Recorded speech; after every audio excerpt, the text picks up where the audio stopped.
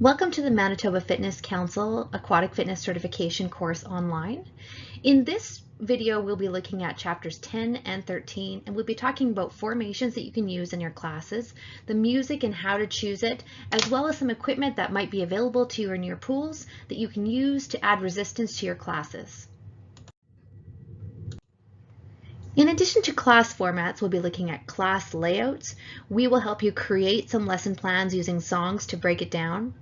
We will talk about music selection for tempo, phrasing, and downbeats. We'll talk about music copyright, what you need to know.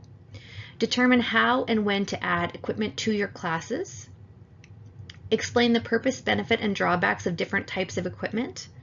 We will also be working through the NFLA use of music in your performance standards. So this was in that white folder that you had. The Aquatic Fitness Leader will select music appropriate for both the class format and the audience. The competencies we'll be covering include reasons to use music in a class, uses of music in an exercise class, identifying music appropriate for different class formats, including beats per minute, identify safe volume, describe music copyright laws. We'll also be talking about the use of equipment.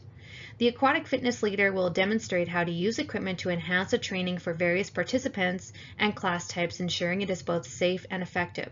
The competencies we'll be going over: describe the purpose of different pieces of aquatic exercise equipment, describe advantages and disadvantages of using a piece of equipment, identify when it is appropriate to use equipment or not, design appropriate exercises and alternatives using various pieces of equipment. Depending on the space that you have available in the pool that you're working in, so whether it's a shallow class or a deep class, maybe you have just a section of the pool, maybe you have the whole pool, you can determine what the formation of your class looks like. So in the picture we have a circular format. Now this one has advantages and disadvantages. One of the advantages is that everybody is looking in. One of the disadvantages might be that if you as an instructor are on the outside, you are not a part of this circle. It also might be a disadvantage to have people touching each other. Depending on the group and how comfortable they are with each other, this may or may not be a good option for you. One of the most common formations that we use in aquatic fitness is the two lines format, in which you have people in two specific lines all facing the instructor. This allows people to move side to side, also gives them enough room so you could stagger those lines so that you had enough room for people to take 4 or 5 steps forward or 4 or 5 steps back potentially before they are in the same space as the person in front of them or behind them. Most of the time you will have people in a space where they are all facing the instructor. So whether you are facing the side of the pool, the short edge of the pool, whatever that looks like in your facility, that is traditionally what happens in most classes. Diagonal lines is going to be a little bit more complicated, especially if you were trying to describe this to a new group of participants, until people kind of find their space. One of the things that's kind of funny about aquatic fitness, just like any other fitness class, if people have been coming to the class for a long time, they know where they like to be. They get in the pool, they get set up. Usually they have their friends around them or people that they know are kind of in those areas. So you just have to be careful if you are trying something new that, especially as a new instructor, you kind of see what is going on in the class, if it's a class that you're taking over, before you start making major changes. When we look at circles within circles, again, if you had this circle on the outside and a smaller circle on the inside, you could have one circle going one way, the outside circle going another way. We tend to do some partner work. Again, it depends on the size of the group. It depends on if you need equipment or not. It depends on if people are comfortable in a group setting. A lot of people come to aquatic fitness for a social aspect. So this gives us an opportunity to have them have a conversation. You could even have them doing something like skiing, where they're skiing and they are, high-fiving each other on the way through in the middle of the ski. Weaving. Weaving is a format in which people are kind of moving in and out. So you could have people that are stationary doing an exercise. You could have people that are weaving in and out. Again, this one is fairly complicated to describe to a new class. If you knew people by name and you could say, Carol, Debbie, and Ryan, if you could all stand still and we're going to weave around you while you do this exercise, that might be helpful. Again, it's about finding some balance in your group and determining what's going to work well for you. Follow the leader. I have done this one. It's fun. One of the great things about water is the resistance that's created. So you can have them follow the leader, then you could have them turn around. One of the songs that I like to use it sometimes when it's kind of a party kind of a mood is that song Hot, Hot, Hot. So basically what you would do is you would have people kind of going around in a circle, and every time they heard the words hot, hot, hot, they would turn around and go the other way. Now you have to watch out for slipping, especially if people are not wearing shoes. Always encourage people to wear shoes in an aquatic fitness class. They can just get a lot more push off the bottom of the pool. Some pools are very slippery on the bottom and some are not. Stations. So one of the classes that you can teach is something called, something like a complete water workout, in which you had people move from station to station. Again, depending on the space that you have, depending on the amount of equipment that you have. If you had a lot of people coming out to your class and you didn't have a ton of equipment, this would be a great way to have people get into the exercises that they need to and use the equipment that they need without having to have a set of dumbbells or other equipment for everybody in the class. Quarter turns. So if you have people, for instance, and they, say they are in the 2-line format, you have a front line and a back line. You have them moving forward and back fine, so they can move 3 steps forward, 3 steps back. They're not going to run into anyone.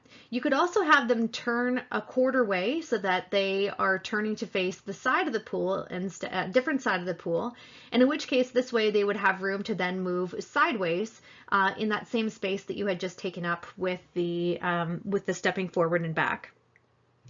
You want to make sure the position of the class is a unit in the water, and it's relative to the position of the instructor and facility landmarks.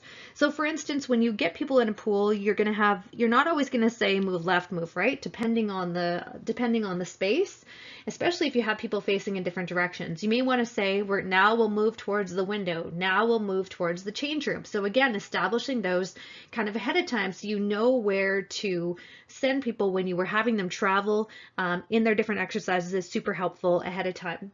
Some of this information is covered on page 169 in your textbook. Some of the other goals for formation include increased instructor visibility and vocal projection. So many of the pools that we teach at don't have microphones. They can be very taxing on the instructor's voice. So being in a space where you're as close to your participants as possible and being able to project your voice without creating vocal strain is going to be very helpful for you. They are going to want to hear you. Some instructors do use hand signals to signal changes in movement so that they don't have to vocalize those. That's something that you can choose as a style option kind of once you get started.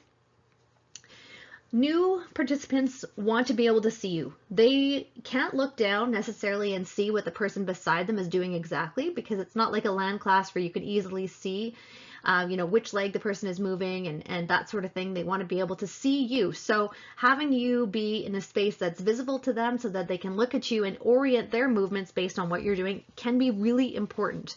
I've found that even as the classes go on and I teach for years and years and years, they still want to be able to see me, and sometimes they kind of get distracted. They get in their own headspace and they need to be able to look up and figure out exactly what the activity is that they're supposed to be doing, just to confirm that that's where they're supposed to be. When you have people in proper formation, it allows you to travel. So you can move the whole group from side to side. You can move the whole group from front to back. You don't have to do this in a formation. So depending on the size of the pool, again, you can have people just, jogging side to side in the pool. They can be passing in the middle or not passing in the middle. But if you have a very packed group, you're going to really want to control the movement of the entire group. So again, 3 steps forward, 3 steps back, 3 steps side, 3 steps side, and orient the group so that you can make that happen as a group. It also allows you to reduce distraction. So for instance, a lot of pool space is not only available for aquatic fitness at one time. There's usually swimming lessons that go on. Sometimes there's a water slide open. There's all kinds of things that are kind of going on in the pool.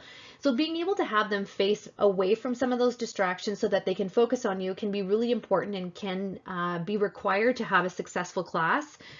Some people get very distracted, and if they are watching behind you and there's kids going down the water slide and screaming, or even if it's a happy yell, they still get a little distracted and they want to be able to concentrate on you, and moving around so that you are the center of attention can really help target their attention on you.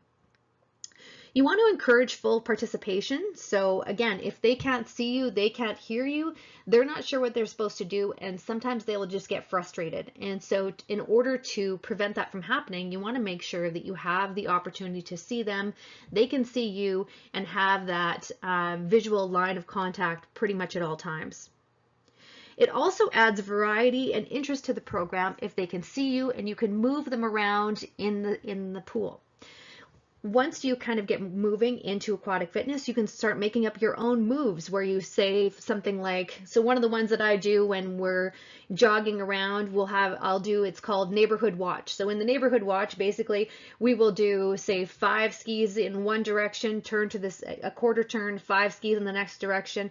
It allows them to kind of see who's around them, what's going on in the pool, and that way they can focus back on you when they get back around to you.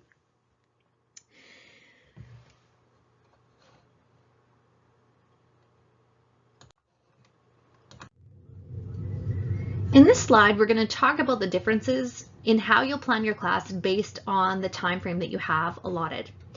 Especially if you're just starting out, you may have the opportunity to plan what the class timing looks like. So you might be able to plan, is it a 60-minute, a 45, or a 30-minute class? A couple things to consider if you have the option to create this new class.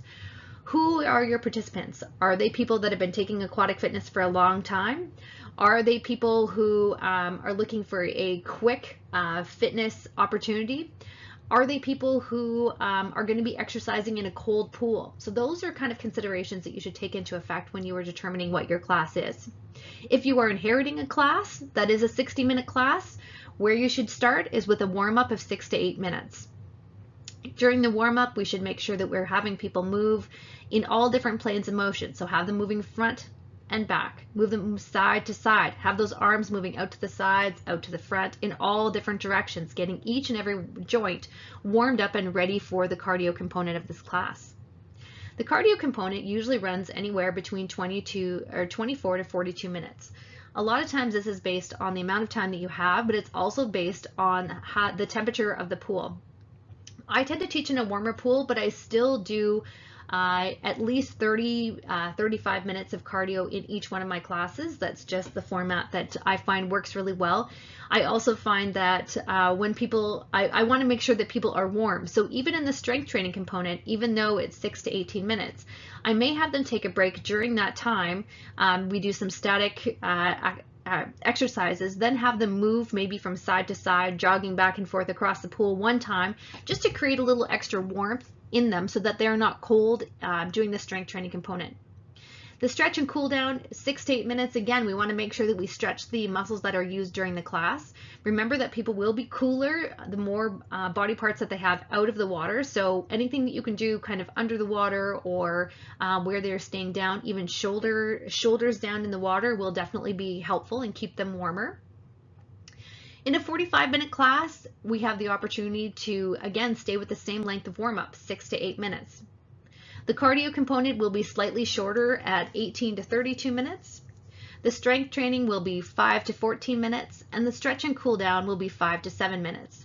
Now, depending on the description of your class, in some places you have the option to create your own description, and some places you have to work within parameters of what has been created ahead of time.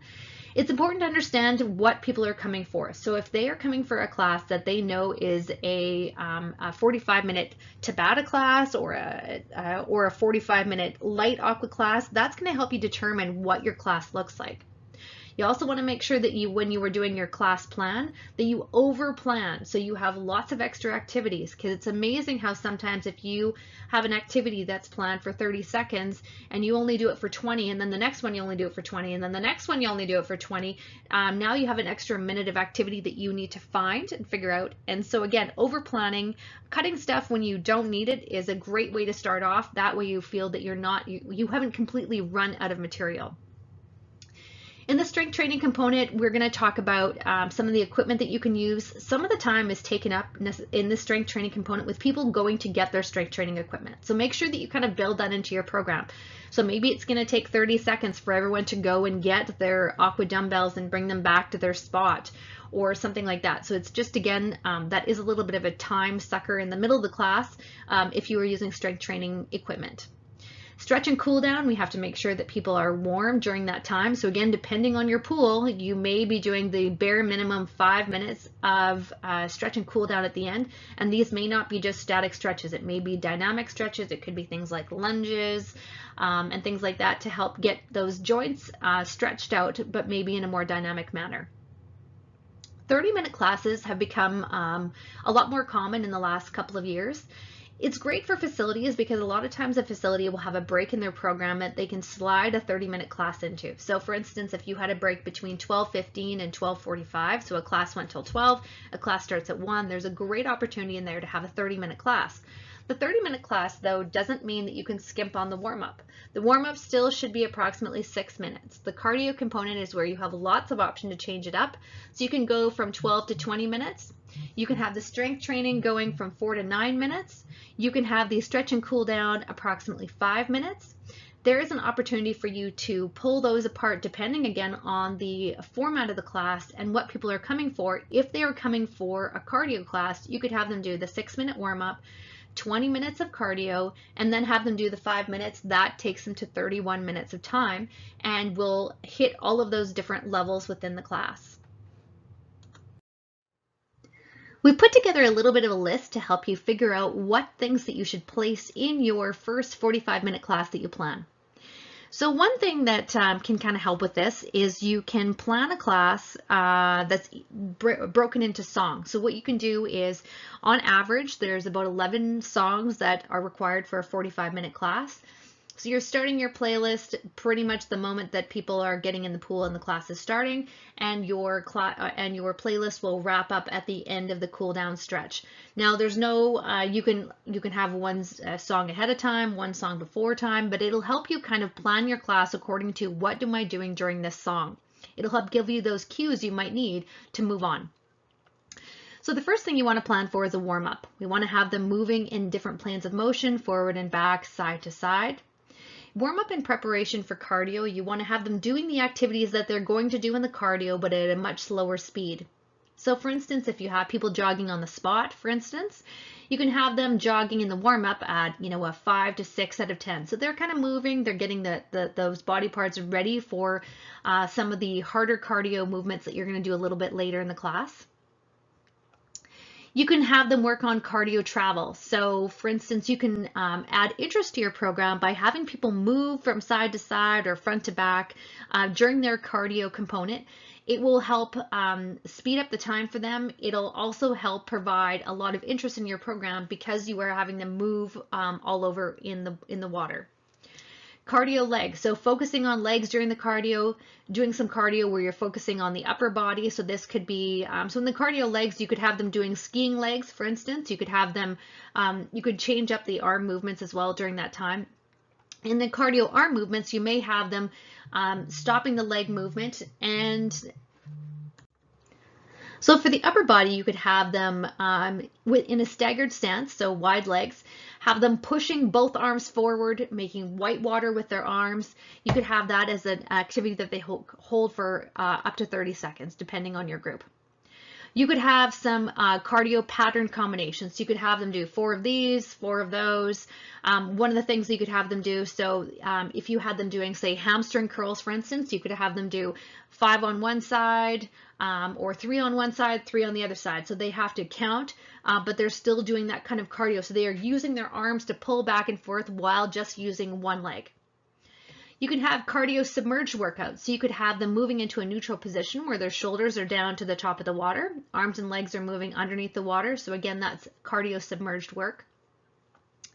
You could have them doing cardio cool down. So this could be something like having them walk in big long steps across the pool. Stretch out those legs a little bit, but in a dynamic manner. Muscle conditioning, again, when I teach my classes, but again, this is totally up to you how this works. I will do a little bit of muscle conditioning and then I might go back to something like the bicycle movement so that it's kind of getting their heart rate back up a little bit, keeping the warmth in their body. All depends on how much time you're going to be doing muscle conditioning, but really being attentive to the fact that your people may be cooling down very quickly, especially if they weren't working terribly hard in the cardio component. And that's not necessarily a reflection of the class. It may be a reflection of the class, it may be a reflection of the person that they just don't feel that they can work that hard. So again, having some options. Also looking at doing some cool down and stretching after. Again, choosing either whether this is going to be a dynamic stretch or whether it is going to be a static stretch. Again, depends on the temperature of the pool, the length of time people have been in, and what is the tone that you're trying to set for the class. If you were looking at doing a 1 hour class, how this would change is all the different components would still exist, but you'd be looking to have probably closer to 15 songs. And again, you could have one song be the warm-up song. You could have one song be the warm-up in preparation for cardio song, and kind of on and on. And then when you get in, you're going to have several songs that would be for cardio travel, several songs that would be for cardio legs, several songs that would be for cardio pattern combinations. A 30-minute class is 8 songs, give or take. So again, pulling out some of these things. So maybe you're not doing cardio upper body, maybe you're not doing cardio legs, maybe you're just doing cardio travel and the pattern combinations, or just a regular, you could be doing a Tabata drill in there somewhere. You can also use the sweat formula to help you plan your class so that you have some different options. Again, so this is where you could have some extra planning kind of done. So you could say, you know, in the ski, we're going to start off and we are going to keep the arms underneath the water. Option number 2, we could move up and we have the hands flat, pushing forward and back. So kind of pulling in and out from the chest one at a time. And that will help create a different kind of option for your class, but also then you can kind of choose how many of those you have time for during the day when you're teaching your class, especially when you're starting off. Music is one of the things that you can really help change the tone of the class that you're teaching. You can have classes where it's more fun. You can have classes where you listen to retro music. You can really customize your class based on the music that you offer. One of the things you have to kind of be a little bit careful about is the speed of that music. So for instance, in a water-based fitness class, you're going to look for music that is approximately 10 to 25% slower than music that is used for aerobics music. So one of the ways that you can do this is you can look for something called beats per minute. So beats per minute is often listed on exercise music and gives you an idea of how fast the music is so that you can have it, you can determine which section of the class that it can be worked into. Here's an example of a power mix music that is approximately 110 beats per minute.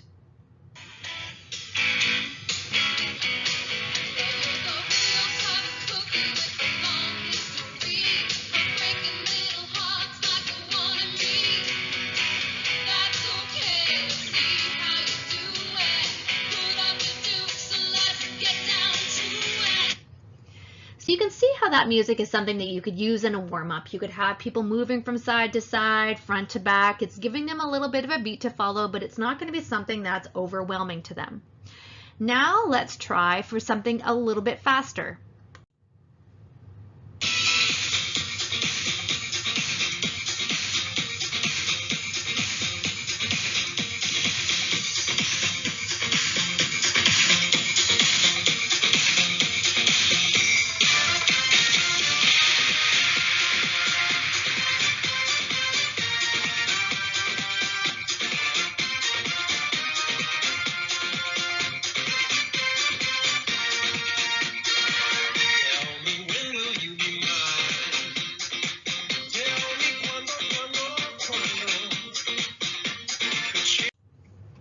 Music for fitness classes can be all different speeds. I'm going to play for you now something that we wouldn't use in an aqua fitness class just because it's just too fast. Think about how fast you'd have to move in the water to be able to make it to have your activities match the beats of the music. You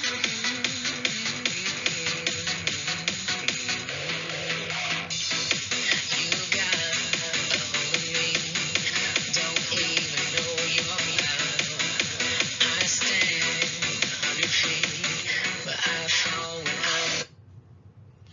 So the last one was 150 beats per minute. So that's something that you can see is just way too fast. Depending on your group, it may be too fast for them on land as well, but we're talking about the water now. We want to make sure that for the most part, we're looking at having a warm-up be music that's between 108 and 132 beats per minute. 132 beats per minute is actually quite fast for a warm-up. There's a lot of music that's out there that's 128 beats per minute, which would be absolutely perfect for both the warm-up. You can see that it can take you right into the cardio component. So that was that Quando. The second song that I shared with you was 128 beats per minute. When you're looking at strength training music, you can speed it up or slow it down depending on what you're doing. So you could go up to 130, 140 even beats per minute, or even take it down to 108. The cool down, you want to look at having something that's relaxing, something that can be approximately 100 beats per minute, and it doesn't necessarily have to be a song that you have that's been picked out for aquatic fitness or fitness classes in general. Here's an example of a great song that you could use for the cool down portion of your class.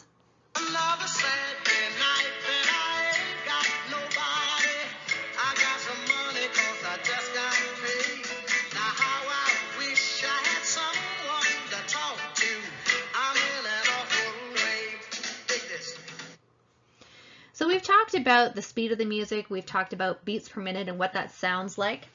Now the volume. So the volume is really important in a class. Music in a water fitness class can be fairly challenging. You have the sound of the music. You have the sound of the facility is usually big and echoey. You have the sound of the water splashing around. I tend to turn my music up and down during the class quite a bit. If we're doing a part that's kind of higher cardio and they're moving a little bit faster, I want to turn it up so they can hear it, so they can find that beat a little if they are interested and work along to the beat. But I also want to make sure that I'm not blasting them. So one of the ways that you can do this is we are looking at having the decibel level of the music in your class be below 90 decibel beats per minute, or I'm sorry, decibels. How can you choose, or how can you figure out if this is the case? What you can do is you can actually download an app. The one I have is called Decibel Reader. So it's something that I just downloaded online onto my phone, and then I can hold it up when I'm in the space to see how loud it is. And it's hard for us to determine exactly what that sounds like. So I'd encourage you even ahead of time to at home turn up your music, listen to it at the level that you think you would for an exercise class. Then hold up your decibel reader and see where it's lying. It may be too quiet, it may be too loud, but again, it's about finding out where that space is. Anything above 90 decibels can actually, for long periods of time, can result in hearing loss. So we want to make sure that we don't do that. Phrasing is something that we can use in aquatic fitness. So each music song or recording is broken up into beats.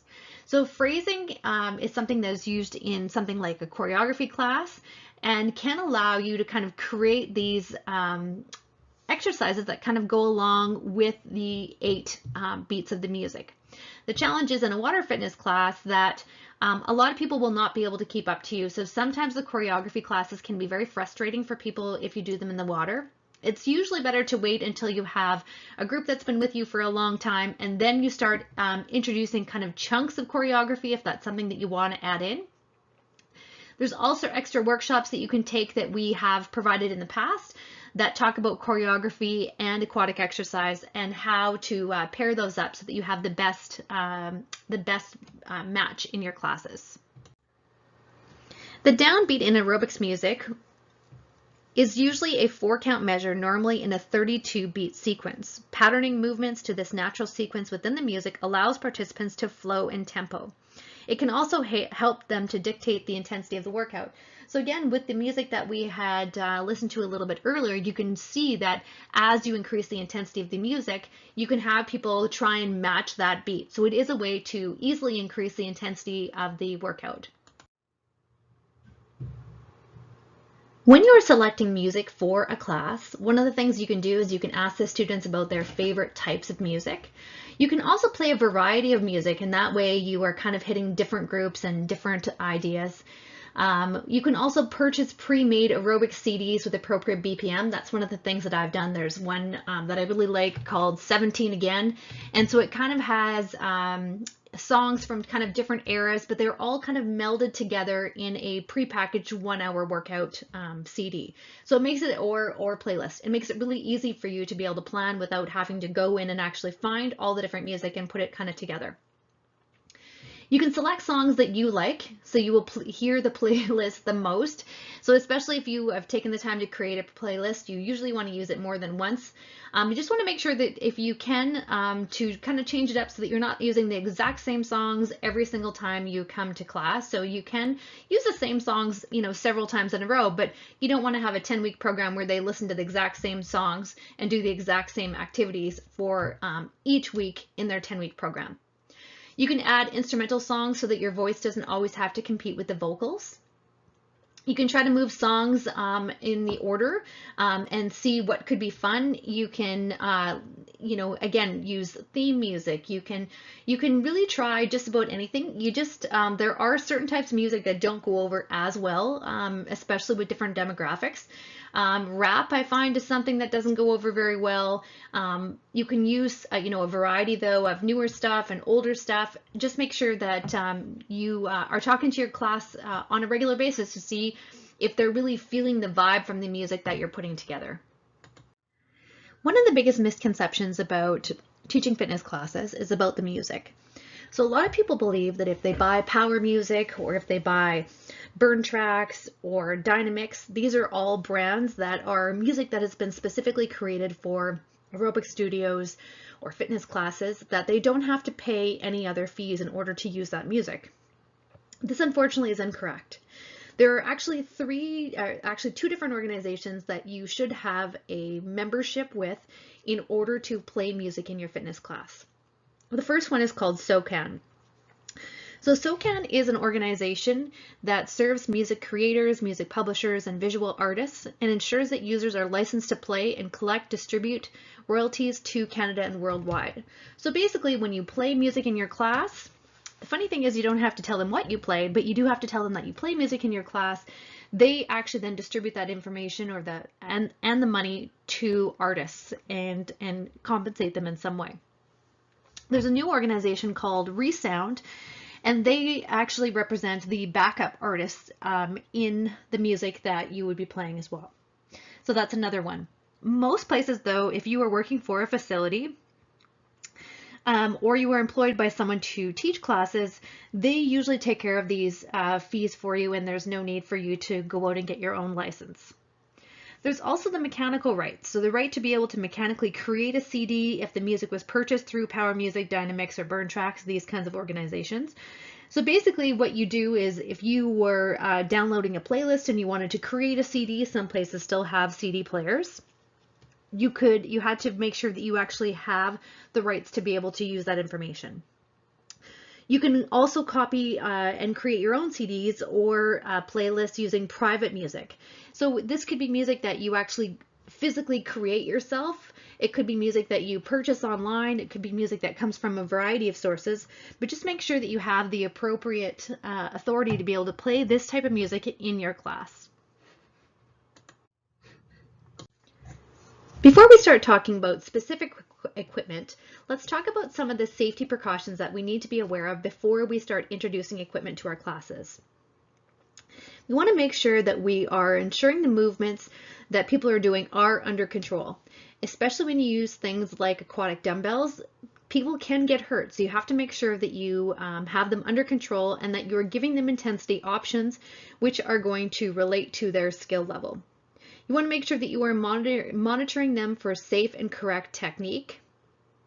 So when the dumbbell is in the water, it's all in the water or it's all on top. You don't kind of have it half in the water and half out of the water. The drag can also create kind of issues and potential injuries. You want to make sure that people maintain good alignment. In the pool especially, people tend to let their core go even more than they would in a land class. So you want to make sure that you are giving them the appropriate cues so that they can maintain good alignment throughout the movement. You want to make sure that you work the muscles through the full range of motion. So again, in the water, sometimes this is a little bit more challenging because it takes sometimes more strength, and sometimes it's just not as easy as you are have the resistance of that dumbbell or piece of equipment as it's moving through the water. You want to make sure that people are avoiding hyperextending or locking their joints in any of the strength training activities that we're doing. You want to make sure that they're not bringing equipment close to their face. Some things, kickboards and things like that, they can literally kick up out of the water. So you have to be very careful that you have given people the cue so that they understand that that's something that can happen. You want to exhale with exertion, just like in a strength training class. You want to use the equipment the way it was designed and not try and make up your own activities that go against the resistance or the way the equipment was meant to be used. Turning to page 219 in your textbook will help provide you with additional details, but it is important to know that if an injury occurs because of inappropriate use of equipment, that it may be considered an act of negligence. Equipment can be used during cardio to further challenge the cardiovascular response of the fitter individuals. Mainly, equipment is added during the strengthening component to give support or balance to overload effect for muscular strength or endurance. Kickboards or flutterboards, depending on where you're from, they may be called either one. There's lots of benefits. The benefits is most pools have them. They are effective at targeting upper body and can assist with balance. Some of the drawbacks, you want to make sure that you don't have people sit or stand on them or submerge because they can pop up unexpectedly. If you have people who have challenges with gripping, this can be very challenging for them. So as they're holding onto it and they're pushing the flutter bar forward or backward, that sort of thing, there can be a lot of strength that's required in order to hold onto that board to keep it from flying out of their hands. Watch for our pool videos as we demonstrate how to use the kickboard effectively in aquatic exercise classes. Webbed gloves are specific to aquatic fitness. There's lots of benefits. They are very adaptable, so they can still slice, cup, and fist. They add extra resistance. People can wear them during the class, for the whole class if they wish. They can act as a rudder when sculling for balance. They can keep your hands a little bit warmer if you find your hands get colder. Some of the drawbacks, the neoprene gloves may limit some hand positions depending on their rigidity. They may add too much resistance for some of the movements. They may need extra cleaning and care to prevent chlorine damage. And they may be challenging in order to move from moving to other pieces of equipment. So for instance, if you have people who are going to be grabbing Aqua Belts, if they have gloves on, they may have to come over to the side and take them off. They may not be able to manage to have both of those at the same time. Again, refer to our videos in the pool, so we'll show you how to use web gloves.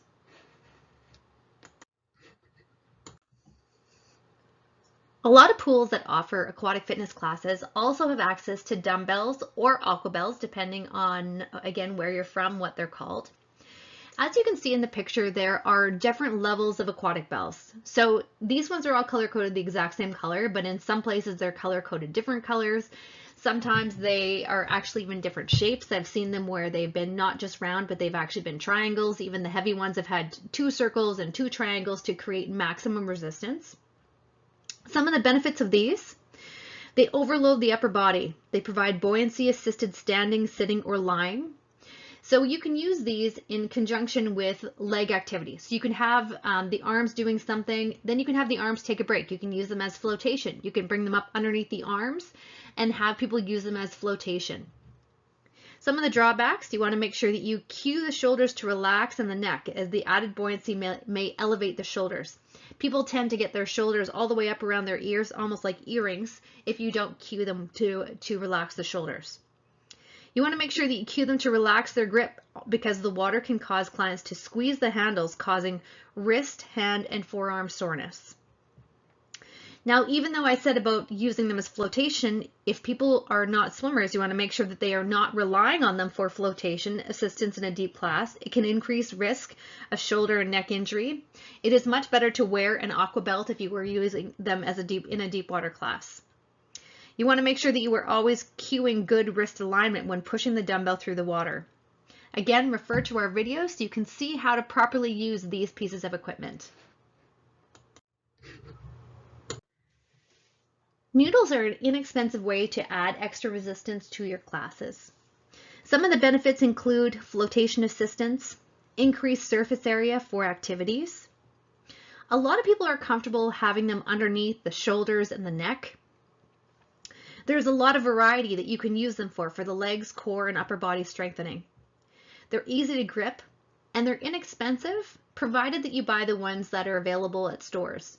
There's also a higher grade one that's available from swimming stores that are thick and will last a whole lot longer than the ones that you buy at, say, a store like Walmart. The drawbacks of using Noodles: they can break easily. Some of them are really rigid and they become really hard to grip. So imagine, if you have a lot of ladies in your class, they have a fairly small hand. The bigger the noodle, the harder it is for them to hold on to that noodle. It can increase neck and shoulder tension depending on where the noodle is being placed. They don't always submerge properly. Sometimes they are unpredictable. So for instance, if you were using a noodle for a lateral raise, you're pulling it up and down beside the body, it can poke you in the face. It can poke the person beside you in the face. You just have to be careful because they can be unpredictable, and the older they get, the worse they get. They can give you a rash. So depending on, sometimes people will ride on them like a pony, and some people have been known to get rashes on the inside of their thighs from the noodle. If you are sharing these noodles with a class of younger students, they often have bite marks in them. When they get old, they break down and they get soggy, and they're not nearly as good as the ones that are new, so that's something that you kind of have to watch for. Some of the applications, again, watch our video that shows us in the pool to see all the different ways that you can use a noodle. Aqua Belts are a little bit more expensive, but they have a lot more benefits to them. So some of the benefits include extra buoyancy. These can be used for a deep water class or someone who is in the shallow water and wants to make sure that they have a little bit less impact. They can use an Aqua Belt. So you can see the placement of it here in the picture. It is right around the ribs. So the buckle comes right around the front of the ribs. It's supporting in the lower back. Depending on the size of it, it may move up and down. You want to make sure that they are on nice and tight. I find some people, they put them on and they don't want to tighten them up, and then they end up kind of hiking up at the back, and then they end up being more detrimental than beneficial. They provide the best alignment vertically in the deep water. So when you have them on right, and you can see this lady, she's down fairly far in the water, but normally what happens is the Aqua Belt usually holds you up so that your shoulders are just above the surface of the water. They allow your hands to be free and still provide flotation in both shallow or deep water classes. So you can still use an Aqua Belt or dumbbells. You can also still use a noodle. You can even use a kickboard still and have the Aqua Belt on. Some of the drawbacks: you have to have different sizes for different participants. If they're too large, they might ride up. If they're too small, they don't do up. Too much flotation or not enough flotation depending on body composition. So sometimes people who are more muscular tend to sink in a pool. So sometimes they'll actually have to wear two of these in order to stay at that same level. One will keep them sometimes with their head just above the water, which is not that beneficial, because as soon as you start working, they start moving up and down, and it's super challenging to keep them in a space in the water where they feel comfortable. Again, watch our video on pool equipment to see how this is properly used and put on. Aquatic steps used to be a lot more popular than they are now. When the step era was in, there were a lot of pools that were hosting step aqua fitness classes. Some of the benefits to them: they challenge their cardiovascular and muscular endurance. They provide that extra link between water-based and land-based fitness classes. There are quite a few drawbacks, unfortunately, to this kind of a step. This one is very heavy. They're about 40 pounds, so once they get down on the bottom of the pool, they're pretty tough to get up. There are ones that are lighter and smaller. They're made by Speedo, but the challenge with them is that they move around. So when you have people who are unsure of their footing, so your eyes are playing tricks on you a little bit because you're looking down more than you should be. because you want to be focusing on looking forward, but you're looking down to make sure the step hasn't moved, and that just creates extra chaos kind of in the class. These ones are really expensive. They're looking at close to $100 a piece. So it's hard to have enough of them to actually go around the class, but they are great to have a couple of them to use if you are using a circuit class. They also have to be used in the proper water depth. So you have to make sure that, or where it's supposed to be is participants should be, water should be between the navel and the rib cage when they're standing on the step. So again, depending on your pool, that may or may not be an option. Storage, these are huge. So once you get them out of the pool, if you have 10 of them, they actually take up quite a lot of space on the side. The setup is required, and sometimes your participants are not able to help you set up, so you would have to get there ahead of time, get them all in the pool. And again, they're heavy, so when you're getting them in and out of the pool, you just have to be really careful about that. Tubing is another piece of equipment that's used in the pool sometimes.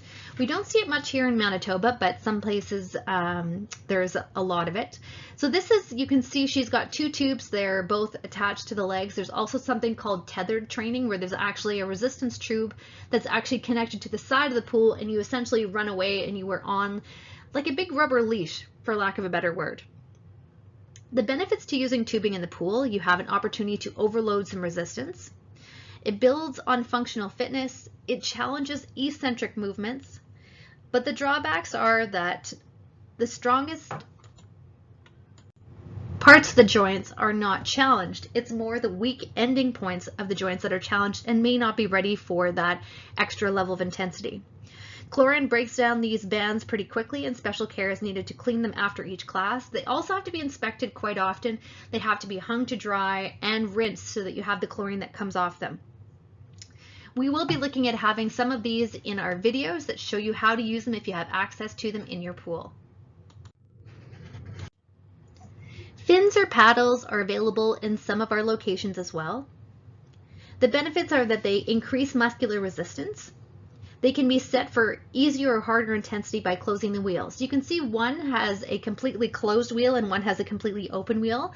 So again, that's an option for participants to change it up as they feel. If they want to work a little bit harder today, if they want to take the intensity down a little bit, they have that option right there. Even between exercises, they can open and close those paddles. They're smaller and lighter weight than foam dumbbells, so they're easier to grip for those with upper extremity weakness. Some of the drawbacks: they cannot modify hand positions. They do not assist in buoyancy, so these are really only good when people have their feet solely planted on the bottom of the pool. We will use these in some of the videos later on. Please refer to it for all of the options for using paddles. Equipment is a great way to change up your class. It's a great way to help introduce new movements and allow strength to be built on different strength curves. You need to make sure that you have all of your equipment stored and cared for so that it will last a long time. Especially in the water, we have lots of opportunity for things to break down because they're immersed in chlorine on a regular basis. Even things like your music system will get corroded if you leave it in the area where the pool is a lot faster than something that is being taken back and forth or taken in and out of the pool. You want to make sure, if you have the opportunity to rinse equipment in cool tap water after each class. Lots of pools have a hose that they can kind of hose all the equipment down after the class. So again, there's that opportunity to remove the chlorine. You want to make sure you store it in boxes in areas that is out of the sun and will allow those pieces to dry.